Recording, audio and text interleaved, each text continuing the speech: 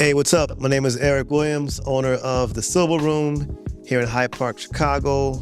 For those of you who don't know, the Silver Room is an amalgamation of a retail space, community gathering space. We host all kinds of events from book signings to record release parties to weddings. So whatever we need to do, we make it happen for our community. I pride myself in making sure we have vendors and folks who are from the community. The impact on it is definitely social, but it's also economic. 24 years strong, man. We're still doing it. So, talk to me about the importance of community. I know that's very near and dear to everything you do. And the community is of the utmost importance. When I opened the store up, I was thinking about how to survive. It was really just like, how do you buy something for $5 and sell it for 10, But very quickly I realized the store could serve another purpose, and that was to be a home for a lot of creatives, a lot of the artists, a lot of the just local folks who didn't have a place to call home.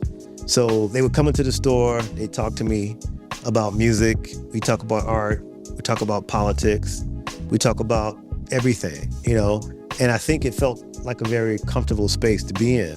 And then from that, people would start saying, hey, can I too have an art show here? I see you got empty wall space. Can I have a book signing here? I just wrote a book, my first book. I'm trying to learn how to be a DJ, and I don't want to play out at nightclubs, but I can come in here and practice a little bit. Would you mind doing that? So I always try to figure out ways to say yes. That's my motto. I try and say yes as much as I can. So I think people felt like the space was actually their own also. And so it became more than just this place for transactions. It became a place for gathering and for community. And the people that would come and buy things were actually part of it, and vice versa. And that's been 24 years, and it's going strong. And from that, we've done other things here and there. Had a little restaurant for a while, and the block party was actually born out of the Silver Room. And honestly, it was born out of the Silver Room because I started to meet so many people who I realized didn't know one another.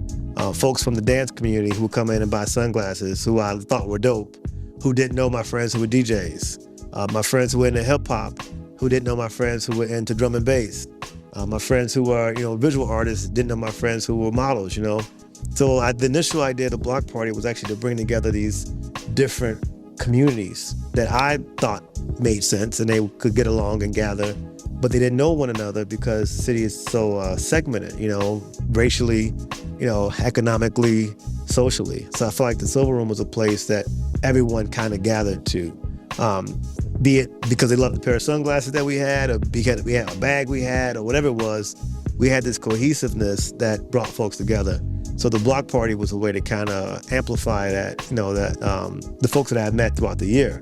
And I wanted to do it through music, through fashion, through dance, and through visual art. So that was the point of the block party. We started it off, small thing. It was a few people, my friends. Called up some friends. Hey, Kennedy, why don't you come and do this? And and my friend was doing graffiti on the wall, and 100 people came, maybe, 150 people came, and everybody had a good time. And then we did it again the next year, and maybe it was 400 or 500 people. Then we did it the next year. Last year we had 40,000 people after 16 years of doing it. So I think it's a testimony to just the idea of being consistent with this mission of bringing folks together and creating a community. Now that's pretty amazing. So we're on the south side of Chicago in the historical Hyde Park neighborhood. We've always loved Hyde Park, but tell me what it means for you to actually be here now in all its vibrancy.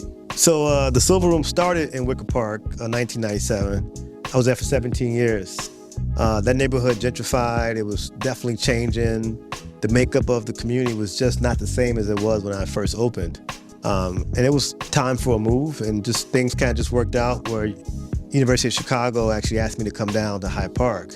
And I'd always liked Hyde Park. I'd come down here when I was younger. My sister lived here back in the day, and it had a certain vibe that I really kind of, dug, So I spent my formative years, mid-20s, early 20s to, late 40s, mid-40s in Wicker Park, developed this whole arts and culture thing, very eclectic kind of neighborhood. But the timing worked out, and I came down here 7 years ago, and I feel like we landed at the right time in the right place for what the store means to the South Side, what it means to the Black creative community, and what it means to Hyde Park. It was just like a very seamless fit. I feel like at some point, I think we were selling things in Wicker Park. We were selling things that spoke to a certain community, but then our events and the arts and culture was speaking to another community. And it kind of started to like to bifurcate a little bit, you know? And when we came down here, it's a seamless transition, because the people that come in the store, listen to the music we're playing, you know, they're buying things and they're celebrating. It all kind of makes sense. You know, it's not one or the other. You know, you can come in, listen to house music, buy a house music t-shirt, walk out with a candle. You know, it's like, it's just the full experience. Yeah, exactly. It's the full experience you get. In Hyde Park, they get it. And so the first week we were here, people were like, thank you for being here. Like, we're gonna make sure you stay here. We're gonna come and buy something. So they were actively supporting, like, by spending money, because they understood the importance of us being here. I think it's a very, very different intentionality that happens in Hyde Park as opposed to Wicker Park. Wicker Park was definitely more transient. Cool store, okay, great, this is cool, haha, and they leave. You know, here it's like, no, this is meaningful for Black folks. This is meaningful for our culture. We want you to be here. We know that's gonna take us to spend some money and be a part of this space. That's amazing, pretty amazing. Now tell me about your latest endeavor in the F&B space. Bronzeville Winery. Tell me what it means, what the vision is. I know this is not your first go-around in the F&B space. So, you know, I've had this store for almost 24 years in another month now. And I feel like it's served a really important purpose, you know? I had an opportunity to do something a little different in another community called Bronzeville, which is historically important community in Chicago. I mean, I compared to Harlem in New York, I would compare it to Bronzeville. And there's always a lot of talk about the history and what Bronzeville used to be, and the jazz clubs, and you know, and that's great. I mean, I'm a lover of history, you know. But for me, I want to create something new now that can be spoken about 20 years from now. And so we love to celebrate. We love to listen to music and drink some good wine and dance and eat some good food. And I wanted to build a quality space in my own community so we don't have to travel to other parts of the city. And so this opportunity came up. I took it. I want to build a spot that is international. That's dope. You know, all the influences that we get from around the world, from London, from New York, from Paris, from South Africa, from Nigeria, you know, I wanted to kind of create that space in Chicago where the music, the food, the environment, the atmosphere is something that is very rich, you know. And so Bronzeville Winery is going to be that space. You know, and I'm very intentional about everything that goes into the space, from the food that we're making sure there's healthier, tasty options, the drinks, you know, the wine lists, making sure that folks are going to experience something a little bit different, something new.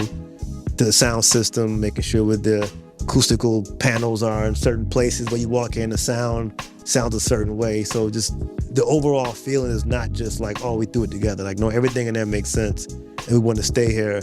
And most importantly, you want to call this place your home. You know, it's my space, but it's all of our space, you know. And so that's the intention behind this. Pretty amazing for the South Side, for sure. Now talk to me about what you're seeing in the city. You've definitely witnessed different phases in Chicago. What's the energy on the ground? How are people charting forward? Yeah, man, I've been here my whole life, you know, and you know, when you say Chicago, that word means a lot. It means a lot to different people, means different things to different people, you know. The word Chicago could probably mean 10 different things, depending on who you ask. Is it a beautiful skyline? I would argue it's probably one of the most beautiful skylines in the world, definitely in America. Is it our downtown, which is one of the most vibrant downtowns in America? Is it the South Side, you know, which, you know, has issues that we all know about? Is it the West Side, which is in many ways different than the South Side? Is it the neighborhoods? Is it the North Side? You know what I mean? So it's a complicated city, depending on who you are, depending on where you're at, depending on how much money you got. You know, Chicago means different things, different people, you know. I think for me right now, in this part of my career, you know, 20 plus years into it, Chicago means South Side to me. It means Black Chicago. It means all the energy, all the vibrancy, all of the talent. Chicago to me has some of the most talented people, period, in the arts. I mean, I'll put us up against anybody. DJs, dancers, I mean, you name it. You come to Chicago, everybody can do something here. So for me, it's like, how can we channel this energy that we have of all this talent for the good? We hear about all the bad stuff, of course, and some of it is definitely true. We can think about the reasons why, but for me, I think the new chapter is how can we harness the positivity we have and create something beautiful.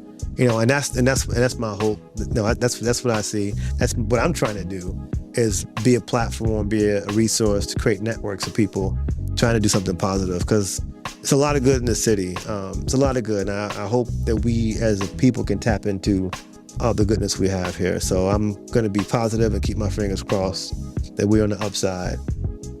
Hey, my name is Eric Williams, owner of the Silver Room, owner of the Silver Room Block Party, owner of the Bronzeville Winery. We're here chilling in beautiful, lovely Hyde Park, Chicago. I'm here with my brother, my friend, Mr. Kennedy, and this is Globetrotter.